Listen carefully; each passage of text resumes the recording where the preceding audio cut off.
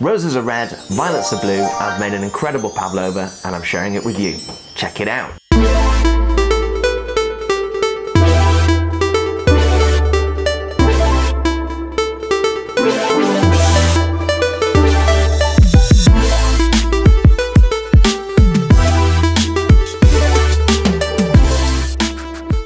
Hey guys, this is Steph the Pastry Chef. Welcome to my channel, the place to be to get the most incredible dessert recipes every single week. This week it's Valentine's Day, and of course all the restaurants are closed, so we can't take our other halves out to the restaurants and enjoy our beautiful meals in a romantic setting, but that's where I can help you out. I've created a really special dessert. It's a Valentine's Day pavlova with red berries, whipped cream, raspberry meringue. It's absolutely delicious. You're gonna absolutely love it, and I guarantee you're gonna be in the good books with your other half. At the same time, it's easily enough to feed a family of 4. So whatever you're doing for Valentine's Day, make sure you make this pavlova. So pour yourself a cup of tea and let's get cracking with the recipe. So to start off, we're going to take 50 grams of caster sugar, mix it with a frozen bag of raspberries, 350 grams, microwave that on full power for between 3 to 4.5 minutes until it's nice and liquid like this. We're going to then transfer it to a blender. You could use a stick blender, a food processor, whatever you've got. Now we're going to whiz that up for about a minute until it's nice and smooth. And then we're going to pass that through a fine sieve to remove all of those little seeds which we don't want in our nice puree. Now after this, we're going to move on to the raspberry meringue. So we want 110 grams of egg whites, we want 50 grams of that raspberry puree you've just made, and we want 1 sachet of this amazing egg white powder. Now this is going to give real strength to the meringue, which allows us to add the raspberry puree. So whisk those guys all together, and once they're up to this stage, which is foaming, we're going to start adding 200 grams of caster sugar, which we're going to add in 3 additions, nice and slowly each time. So we're going to whisk that third in, then it's starting to get the soft peaks, we're going to add another third, and then finally another third of the sugar. Now that's going to take a good few minutes to get up to stiff peaks, but that's the texture and consistency you're going to look for. You're then going to take 70 grams of icing sugar, which has been sieved, and we're actually just going to fold that into the meringue. Again, mixing it gently for about 30 seconds to 1 minute until it's nicely dissolved, and we've got this lovely soft to medium pink meringue ready for piping. So I've printed off this template online. We need a piping bag, we need a plain piping nozzle. If you want to draw this freehand, that's entirely up to you if you've got more artistic skills than I do.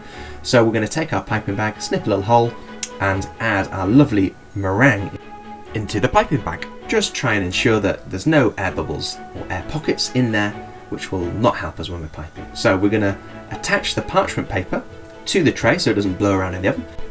As you can see, we've got that lovely heart template underneath the parchment paper, and we're just going to follow the lines. Fill it all the way in, and then after that we're going to go around the exterior another 2 times. Now that's going to go into a fan assisted oven at 110 degrees Celsius for 40 minutes. Please remember that every oven is slightly different, and if your meringue is starting to go golden brown, take on a little bit of colour, and it's too hot, you need to drop the temperature of the oven. So then we're going to bring that out of the oven, squash down the centre, which is still a little bit soft, to create a bit more space for our lovely cream. And I think it's about time for a lovely cup of Yorkshire tea, while that bakes in the oven for another 30 minutes at 110 degrees Celsius. Once it's cooled down, lift it off the baking tray nicely onto a serving board. So then we will take 50 grams of white chocolate, chop it finely, and then we're going to mix that together with a teaspoon of vegetable oil and melt it in the microwave with 10-second bursts of power so that we don't overheat it. So that's nice and liquid now, and we're ready to paint it onto the cooled meringue, which is going to form a lovely airtight surface, which means that when we put the whipped cream onto it, it's going to keep the meringue crispy. So that's the next job.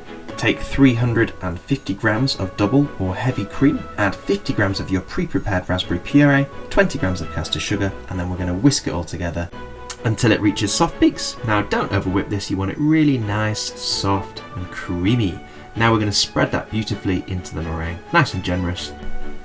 Then I've added into a squeezy bottle some of the remaining raspberry puree, a little layer of that, and then we're going to move on to the berries. We've got strawberries, we've got raspberries, we've got cherries, and we're going to arrange those artistically and beautifully onto the cream, and then build it as high as you possibly can without it actually falling over. Beautiful. A few mint leaves there, just going to give it that extra colour, and of course the romantic rose petals. These are organic, pesticide free, they're not edible otherwise, but okay to sprinkle around the outside as long as it doesn't come into contact with the food. I think it's about time for the recipe recap, where we take a look at some of those techniques close up. Let's go.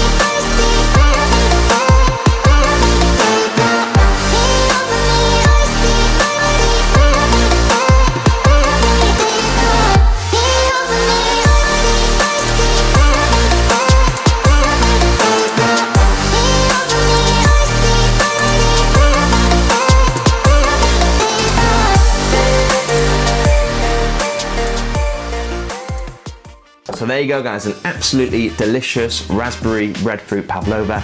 You're gonna absolutely love making this. You got the creaminess, you got the crunch of the meringue, the fresh berries, the coulis to drizzle over, and of course it just looks amazing. The great thing about this recipe is you can actually prepare it ahead of time so that you can make it maybe in the afternoon, keep it in the fridge. That's why I put that white chocolate layer in as well, to give it an extra couple of hours shelf life in the fridge. Bring it out at the end of the meal, enjoy it, share it with the family, share it with your loved one. It's gonna be amazing. So guys, if you've enjoyed this video, please leave me a like, leave a comment, hit the subscribe button. I've got so many amazing recipes, I cannot wait to share them with you. So whatever you're doing on Valentine's Day, have a brilliant day, enjoy yourself, share the love, God bless, and I'll see you next week for the most incredible new dessert recipe on Steph the Pastry Chef. See you then.